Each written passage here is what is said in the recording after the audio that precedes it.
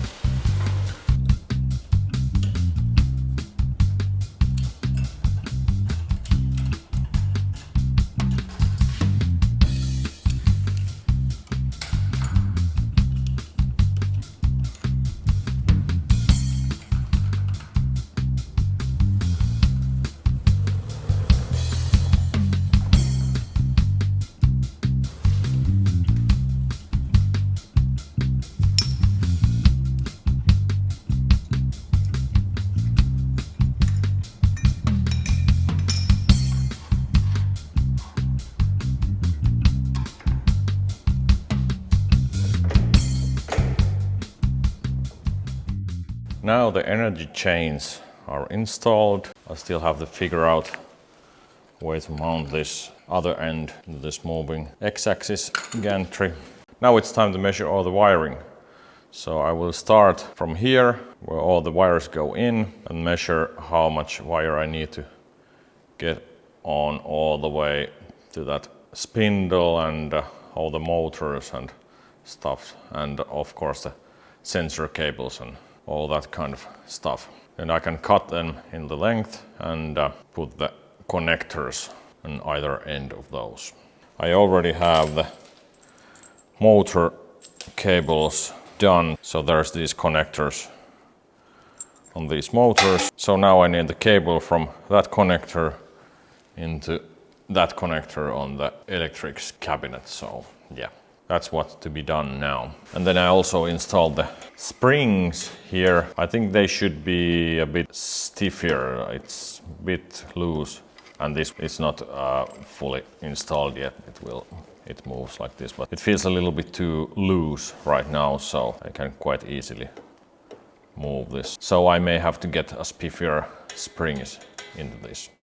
I will start with the motor wires. This has 4 cables. It's for the motor, and this other has 6 wires, and it's for the feedback sensor thingy. And I really hope that I have enough of this wire. I should have, but we'll see.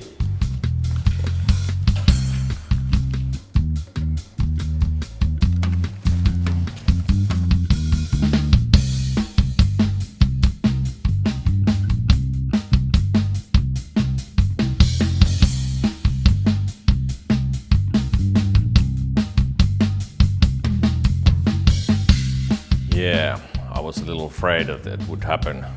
I didn't order enough of that wire.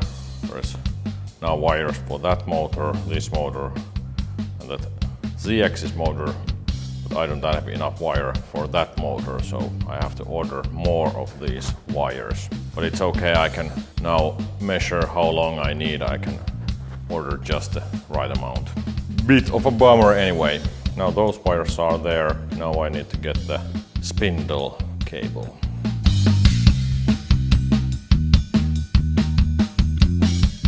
My initial measurements when I ordered these were a bit off. It should be a meter or two longer to really get the cabinet in the better position. But yeah, it will be enough, but just a little bit too short, I'm afraid. But yeah, I will get the thing work with this one.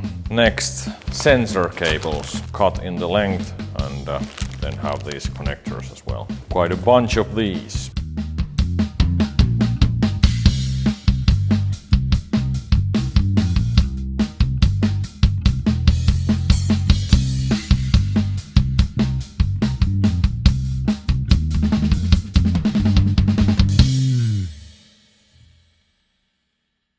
All right, it's 2 weeks later and I've been soldering my butt off with these cables, but they are almost all done now. And all the control cables are in the machine already, just missing the spindle cable and the cooling pipes. But now I am to test spin this machine, connect all those cables into this control box here and plug the power in.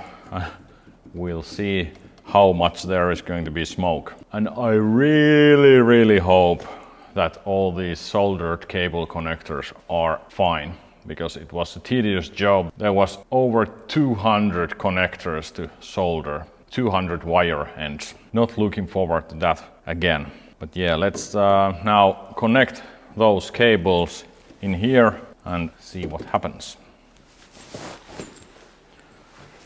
Now I have to remember which cable is which. I don't have labels in these yet. That would be a good idea, I think. The first and the second one are the Y-axis.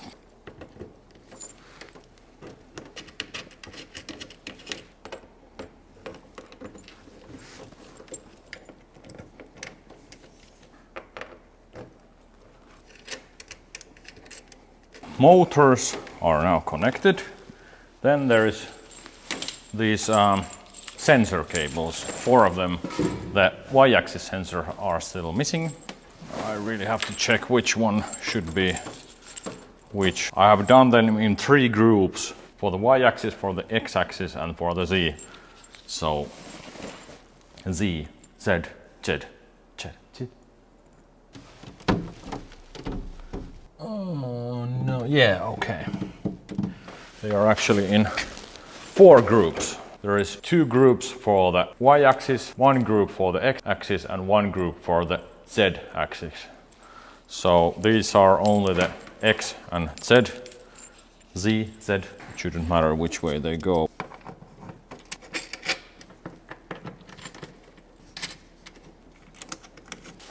Okay, now they are all connected. Computer's on, and now it's time for this cable. We are in the Europe, so we have 3-phase power in here. Cable looks like this. There's 3 phases, a neutral and a ground. The reason I went with this 3-phase power with this machine is that the spindle itself takes 2.2 kilowatts of power by its own, so it was little too close to the maximum power that you can use with 1 phase. So I decided to go with 3 phases, and now the 1 phase powers the spindle only, the 2nd phase powers all the motors, and the 3rd phase powers the auxiliary electrics like pumps and fans and the motion controller. Now I should be able to connect this cable right on this end, and this one goes to that socket on the wall. Everything should be off. Nothing will turn on when I connect this. I'm a little nervous right now because I haven't tested this install with power yet. I have measured all the connectors, so it should be okay, but yeah. You really shouldn't be doing this kind of things with the 3-phase power if you don't know what you're doing. And I believe I know enough. Okay, there's power now on the cable. Let's take a little closer look. The power comes in from there and goes through this fault current doohickey here. Then there is one breaker for each of the phases. There is 6 amp, 10 amp and 16 amp. And the 6 amp is for the controller things, the 10 amps is for the motors, and the 16 amp is for the spindle. Then there is this contactor that will turn everything on, and it needs power from that 6 amp fuse. So now I will put this on. If it stays, everything should be okay. Okay, it stays on, there's no faulty currents. Now I will pull the 6 amp breaker on. And now when I push the on button here, it should turn on the contactor and these smaller devices here. So let's try that.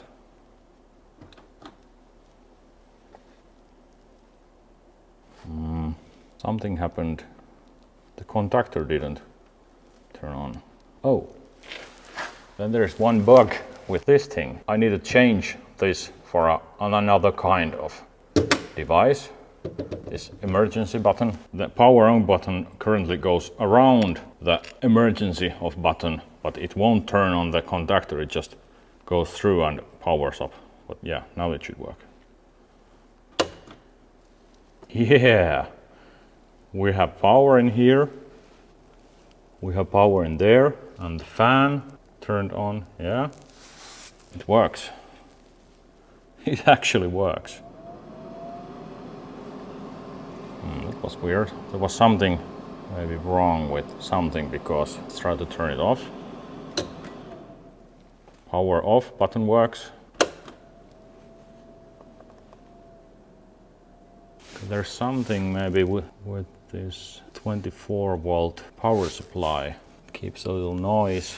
I have to take some measurements before I turn on rest of the stuff. I don't know if you can hear it through the microphone, but there's this high frequency sound coming from one of the power supplies. Okay, yeah, there's something wrong with the 24 volt power supply. It only brings like 8 volts. That's a bummer. Okay, this works. Oh, no, okay, there is shortage in one of the sensors. Yeah, this sensor right here is very, very hot. So this is not working. Yeah, and it smells like electricity. So this is broken. I think that was the reason. Shorting the power. Let's try another one. All right, now there's another sensor in. Let's try this again. Okay, now there is no signal lights. Now it turned on. Let's try this. No, it has again. Oh, there has to be something else wrong with this. Okay, let's see. I wonder if it's the cable that is making this. Yep, now everything turned on like they should.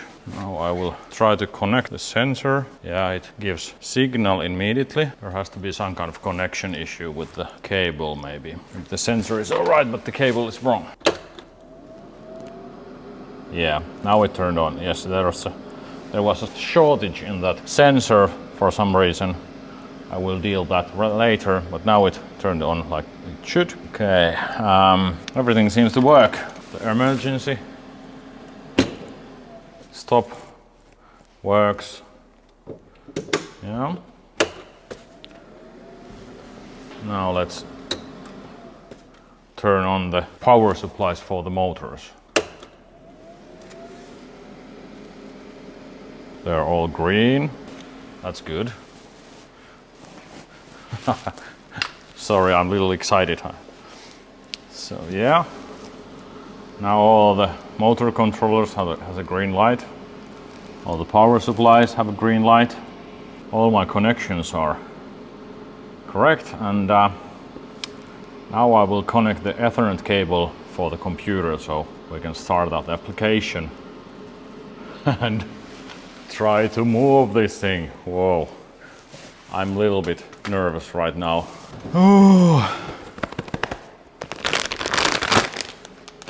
So here I have Ethernet cable I bought. That's one thing I have to add in this, the Ethernet cable from the controller to the side to connect the computer without opening this door. But for now, I will use this one. Like so. Other end here. It blinks. Now I will start the program. It should work already. Okay, okay. I'm a little nervous. It works. Look at that.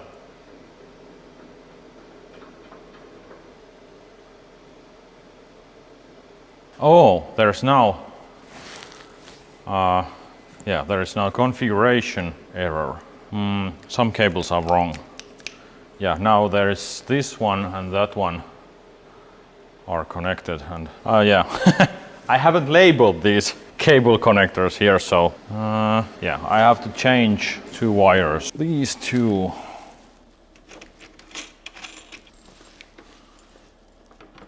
Bear in mind, this is my first time ever doing anything with CNC router. Okay, now I change the cables. Let's try this again. All right, everything turned on. Small tweaks. I'm so freaking excited. You guys can't imagine how excited I am right now. So, like a little boy in a toy store. Okay, now it should work.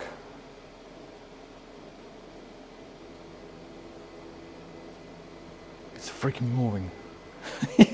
It's actually working, you guys. Oh, bro. Why I'm excited right now is that I know that all my connectors are okay, they're working as they should, because the motors should not move if there is even one bad connection. Fortunately, the bad connection was on that sensor cable.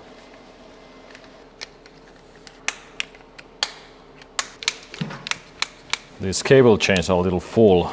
So far everything fits. I'm not actually sure if I should put the spindle wire through these at all, because the spindle will create a lot of interference. So there's some possibility that it will interference with the signal cables.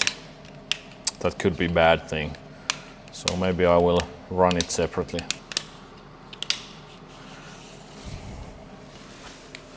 Okay, now the cable chains are closed.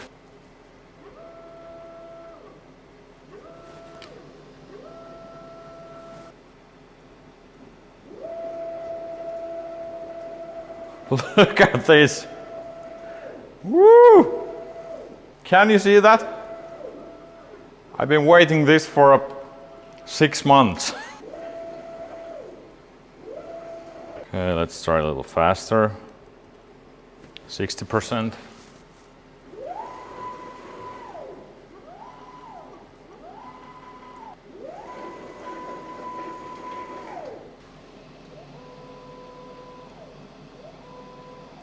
%.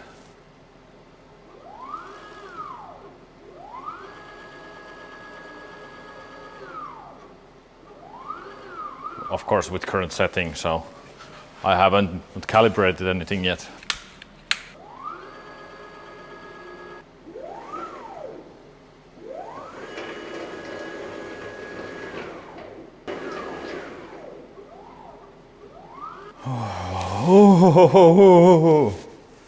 I will change the camera angle for you guys.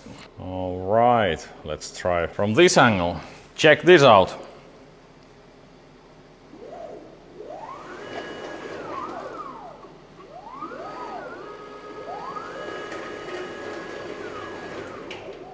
It works. It really works. I'm so freaking excited. Woo! Oh, you can't imagine how good this feels. There's still plenty to do to make it actually usable. Some configuration, tidying up these cables and stuff like that. And of course, trying out this spindle. All right, 1 full week later, and this weekend I have spent 2 days in here doing some fitting and testing and figuring out everything. Now here is the official first job. A couple of tests have been already done, but of course I have to show you the first actual job. So for the first time I used Fusion 360 to make some kind of job from this machine, and I kind of tested that it should work. The machine is now zeroed in here, spindle is powered, and let's see what happens. I'm quite thrilled now. Everything seems to work quite well. I'm not going to show you on the computer what I'm going to do, but I'll just hit the button to start it, and we'll see what happens.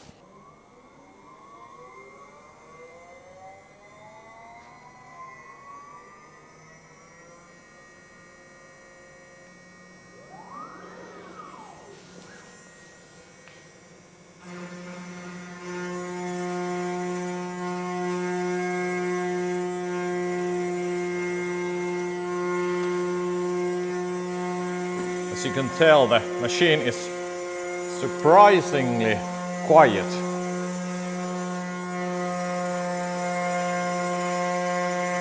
It seems to go quite deep. Maybe I should put some more RPM for the spindle.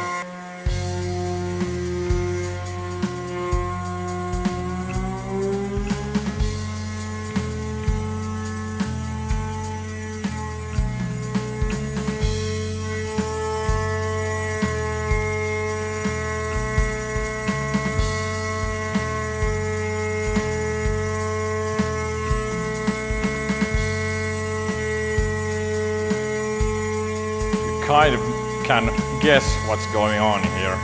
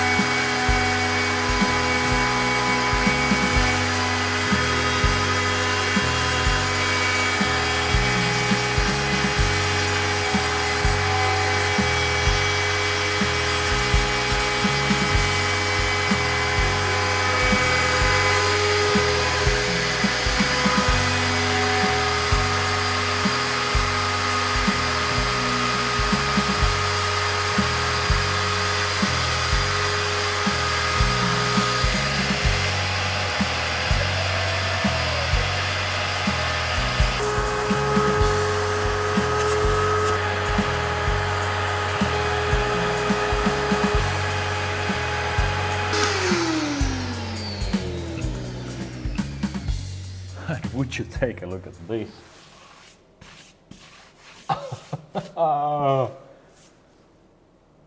It looks absolutely perfect. Only downside is that the program was made for 12mm plywood and this is at least 16, so it won't get off, but still, let's take a little closer look. There's really anything special to see here, but I'm just thrilled with the accuracy. There were 3 passes and seems the passes were perfectly aligned with each other. So I think I will do something fun with this. Maybe send it one of my Patreons or just keep it as a memory forever of this day. But I will definitely do more of these. And yeah, maybe I could send one for each of my Patreons. I might have said this before in this video, but I'm so freaking excited about this thing. But yeah, there was quite a bit of fiddling around yesterday and today to make this actually work, to get this spindle run, and there is the cooling pipes. Maybe I could show you. As for ending this video, maybe I should show how everything is now aligned. So the motors are here, there are wires in here, they are not yet mounted properly. I did tighten up these rails already. They should be around 0.03 of a millimeter relative to this aluminum profile, so I think they're accurate enough. And I also tightened the rails and I tightened these. They don't move anymore. And yeah, the wires are in. What else? Yeah, of course, these cooling water pipes are in here.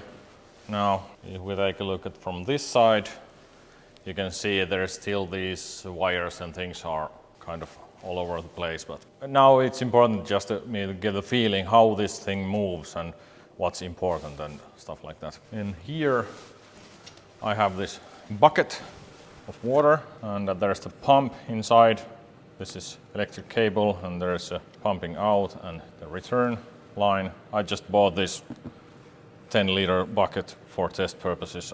I think it is enough volume to keep the spindle cool enough, at least for now. I will change it to bigger if needed someday. And here is the electric cabinet. It's now fully functional and there's a fan running, and if we open this up,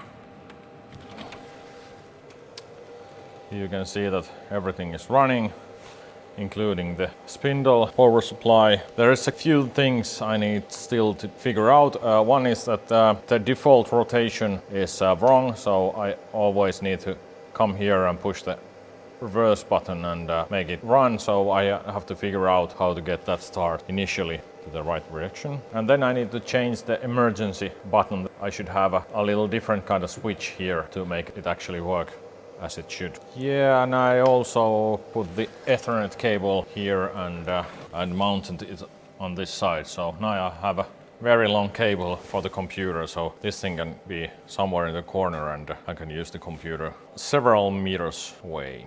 There is one issue though, and it's the sensors. It seems that the spindle cable or something in the spindle gives some disturbance to those sensor cables. So I tested the machine yesterday, and when the cables are connected, even if there is no actual sensor connected there, it will give some interference. But now I have done soft limits, so the machine shouldn't go over those boundaries. Yeah, that's one a bit bummer. I need to figure out that someday.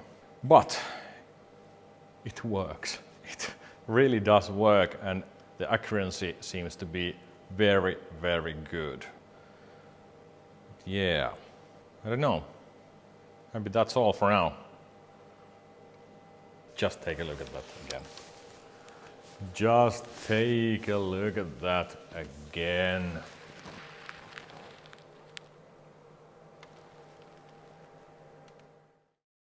Nope, there is something else, and it is this.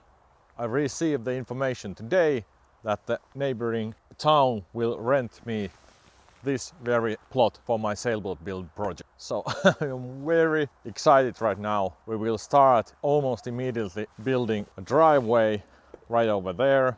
There's pretty deep ditch between the road and the plot, and also the front yard and the foundations for the shed. And the shed will be right there. These two red sticks point approximately the front door, and that's about it.